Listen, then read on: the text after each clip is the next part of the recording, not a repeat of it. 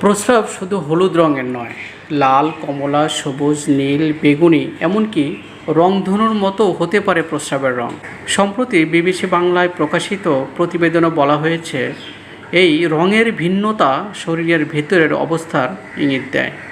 প্রস্রাব মূলত শরীরের বর্জ্য পদার্থ বের করার একটি প্রক্রিয়া।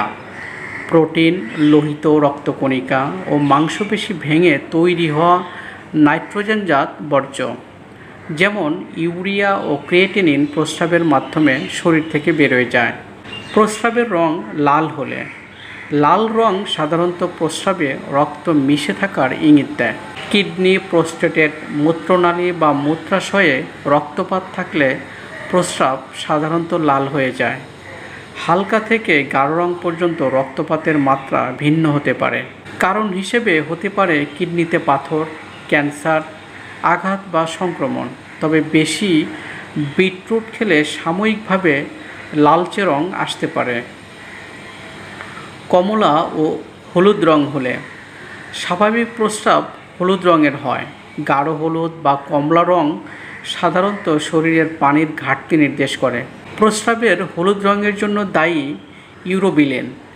কিডনি ও লিভার সম্পর্কিত সমস্যা থাকলে, যেমন পিত্তনালীতে ব্লক, প্রস্রাবের রং কমলা বা বাদামি হতে পারে।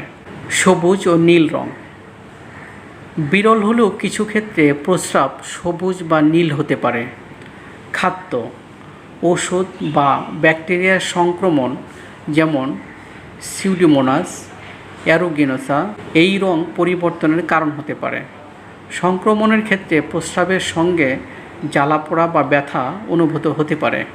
প্রস্রাবের রং বেগুনি বা গোলাপি হলে, বেগুনি রঙের প্রস্রাব পোরোফাইরিয়া বা পার্পল ইউরিন ব্যাগ সিনড্রোম এর কারণে হতে পারে। কিছু ক্ষেত্রে সামান্য বিটরুট বা রক্তের উপস্থিতি প্রস্রাবকে গোলাপি বা রোজ ওয়াইনের মতো রং দিতে পারে।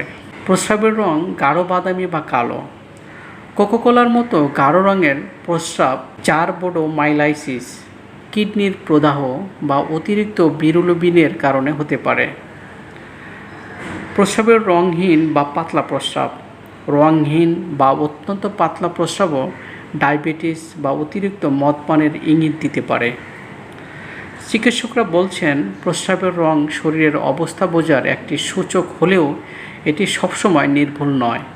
অস্বাভাবিক রং দেখা দিলেও চিকিৎসকের পরামর্শ নেওয়া জরুরি। পাশাপাশি পর্যাপ্ত পানি পান করা ও স্বাস্থ্য সচেতন থাকা অত্যন্ত গুরুত্বপূর্ণ।